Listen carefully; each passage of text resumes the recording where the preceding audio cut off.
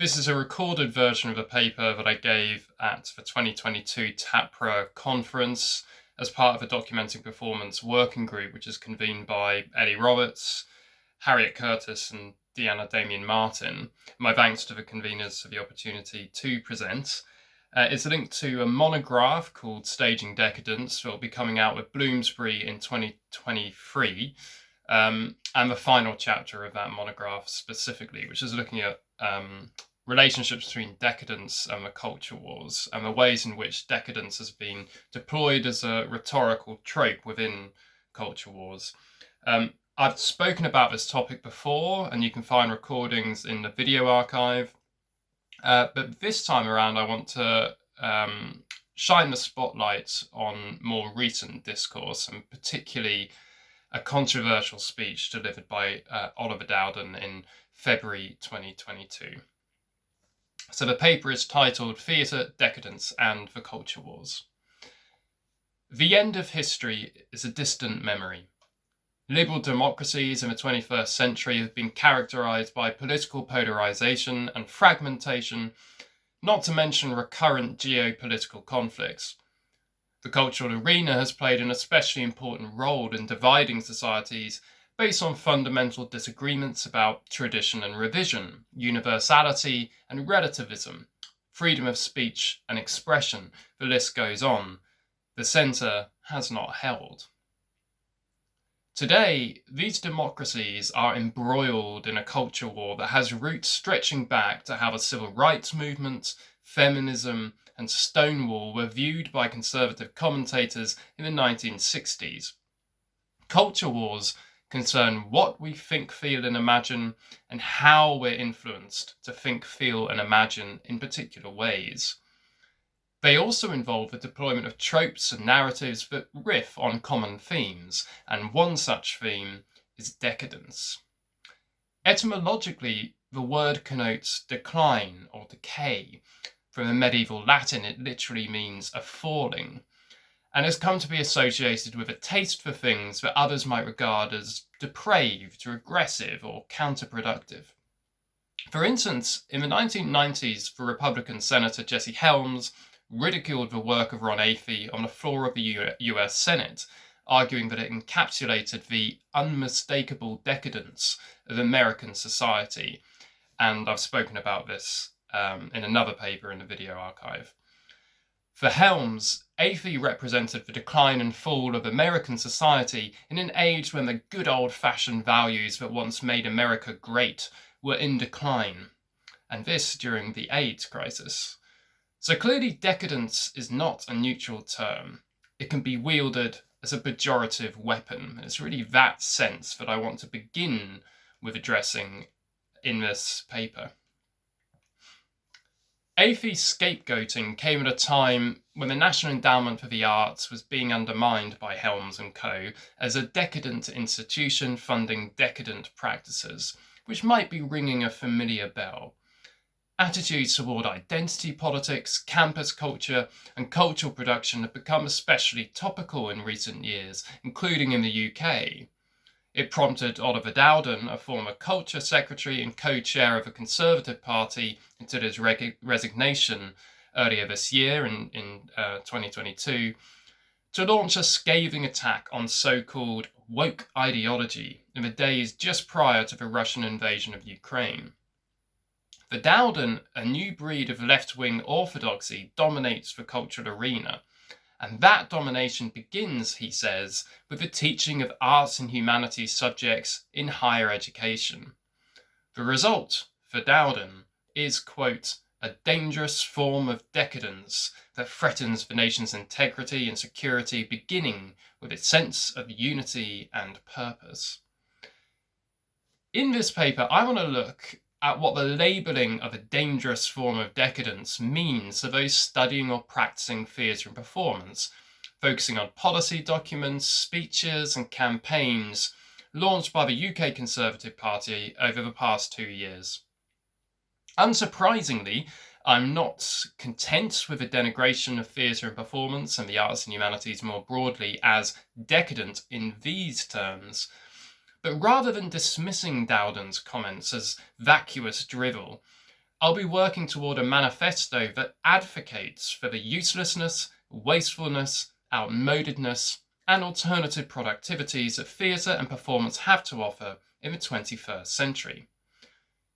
On the 21st of January 2021, the UK government published a letter to the Office for Students that proposed to cut spending for non-prioritised subjects by 50%, with further reductions in future years, redistributing savings to so-called high-value subjects linked to STEM and medicine. The cuts were intended to effect a shift in how different lines of work come to be understood as useful or useless, the implication being that some subjects and occupations fail to offer meaningful social or economic benefit, especially those that fall under the umbrella of the arts and humanities. The proposals were shored up in February 2022 when a policy consultation was proposed in response to the Post-18 Education and Funding Review led by Philip Auger. And I'm going to assume some familiarity with some of the references I'm going to be making. The consultation document makes over 100 references to the quality of course provision, deriding courses that are seen to offer unsatisfactory graduate employability and long-term earnings potential. The report goes on to describe a teaching of subjects that don't fall into these categories, and I kid you not, as perverse. A little earlier, in October 2020, the government launched a controversial media campaign led by the Cyber First programme, which falls under the remit of the National Cyber Security Centre. In the Cyber First campaign, you can Google this image. It's an image of two ballerinas sat back to back, but in the appropriated version, which the photographer who took the image was very unhappy about being used in this way, you could only see the dancer on the left who's tying their ballet shoe. And above them, we read the text, "Fatima's next job could be in cyber. She just doesn't know it yet. Rethink, reskill, reboot." I encourage you to just pause this video and check out the image if you haven't seen it before. The advert was widely ridiculed on social media as members of the public took issue with the implicit framing of Fatima's skills as useless and outmoded relative to the merits of working in IT and security, dominated in no small part by male workers. Nonetheless, it epitomizes how an economic crisis might be turned into a political opportunity by encouraging those lured into its supposedly frivolous and unproductive career paths to reconsider how they think about their potential and ambition. Ballerinas were just one of several careers targeted in a much longer running campaign alongside retail assistants, baristas and others. However, several members of the cabinet at the time, as well as their advisors, have been vocal in their disapproval of the performing arts as a worthwhile or viable career option. As cultural workers were left without an income during the pandemic, Rishi Sunak, then Chancellor of the Exchequer, suggested that they should consider deferring to fresh and new opportunities in other sectors. And then, as part of his leadership campaign for leadership of the Tory party, which he lost, he later vowed to phase out degrees that do not improve the so-called earning potential of students. Johnson's chief advisor, Dominic Cummings, is also alleged to have said in a cabinet meeting concerning financial support during the pandemic that, quote, "the fucking ballerinas can get to the back of the queue," end quote. And various newspapers satirised the appointment of Nadine Dorries as Culture Secretary as Secretary of State for the Culture Wars, given her well-known derision of social justice activism. The ministers serving in or close to Johnson's cabinet, the war on woke and support for supposedly useless arts and humanities degrees and the careers they foster were part and parcel of the same culture war at a time when that war could be instrumentalised in the name of necessity. And this despite the fact that the majority of those serving in Johnson's cabinet just before the pandemic studied humanities and social science subjects at university. Dowden's speech, in which he castigated woke ideology as a dangerous form of decadence, is particularly relevant. The enemies of the West, he suggests, quote, are finding fresh confidence in their eternal battle against liberty. At the precise point when our resolve ought to be strongest, a pernicious new ideology is sweeping our societies. In Britain, its adherents sometimes describe themselves as social justice warriors. They claim to be woke, awakened to the so-called truths of our societies. But I tell you, it is a dangerous form of decadence. Just when our attention should be focused on external foes, we seem to have entered this period of extreme introspection and self-criticism, and it really does threaten to sap our societies of their own self-confidence. End quote. Russia is one of the enemies of the West that he cites.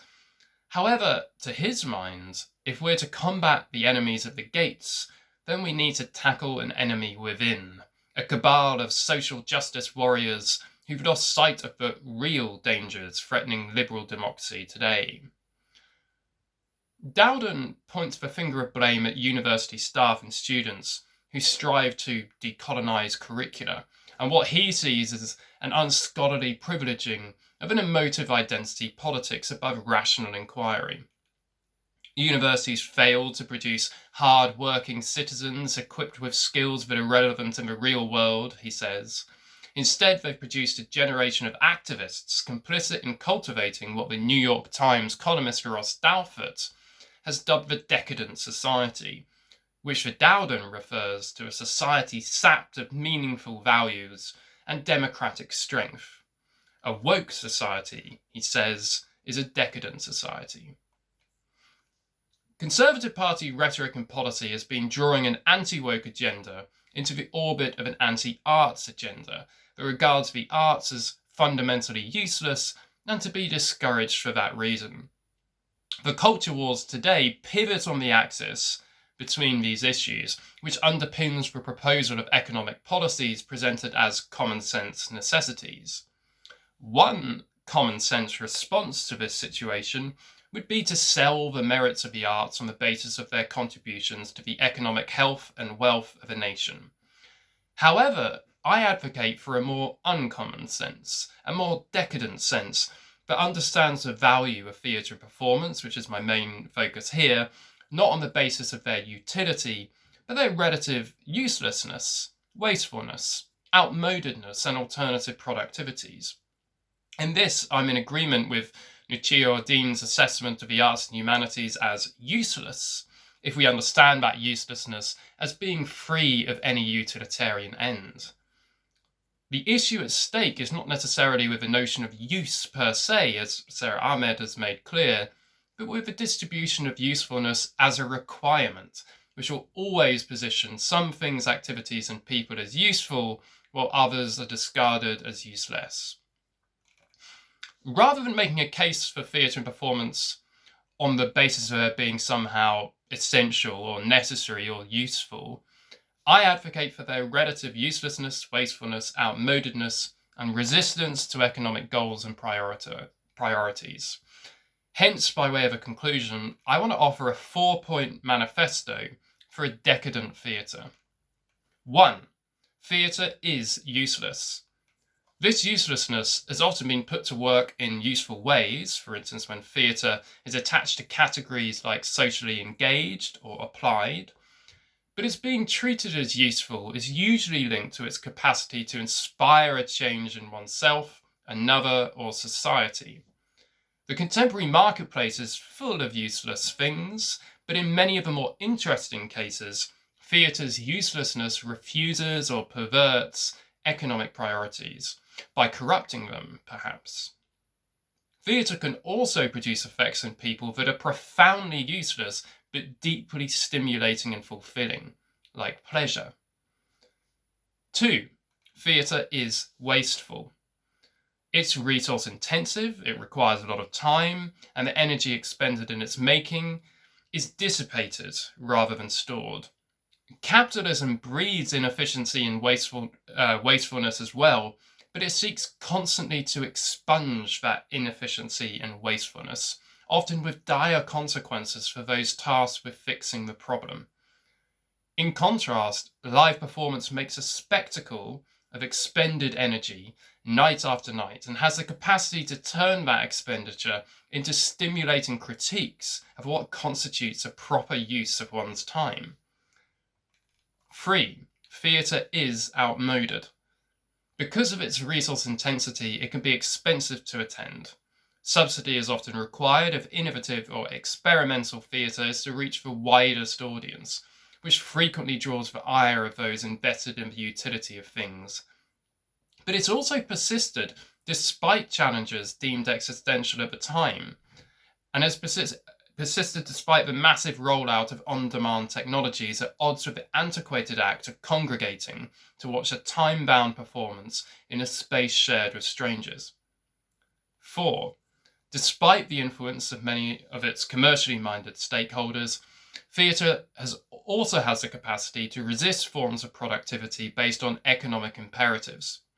To clarify, theatre is profoundly productive in a creative sense, but its uselessness, wastefulness, and outmodedness makes it resistant to metrics that measure and prioritise economic gain over other benefits that are not so easily aligned with the imperative to seek financial return.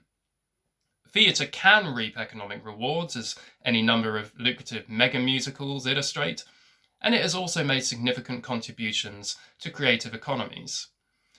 However, it would be wrong to suggest that theatre is likely to be regarded as a major contributor to the strategic plan of a government that pictures financial interests and productivity gains as priorities, although it might be positioned at the margins of such a plan.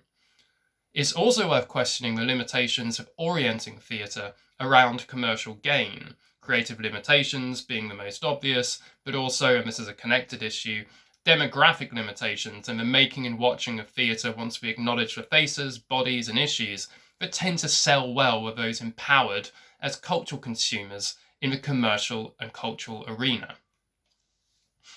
To wrap up, I'm not suggesting that all theatre and performance is decadent, but I am suggesting that some of the most interesting kinds of theatre and performance lend themselves to decadence when they focus and refine the characteristics just outlined. And if you're hungry for examples, this paper is speaking in much broader terms, but if you want some specific examples that are working through some of these thoughts, you can find plenty on the Staging Decadence blog.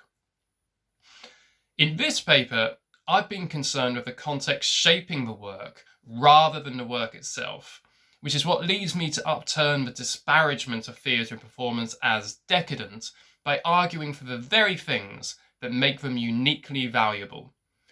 When theatre and the live arts more generally lend themselves to decadence, it is, as Dowden fears, of a dangerous kind, insofar as they offer visions of worlds beyond the purely economic.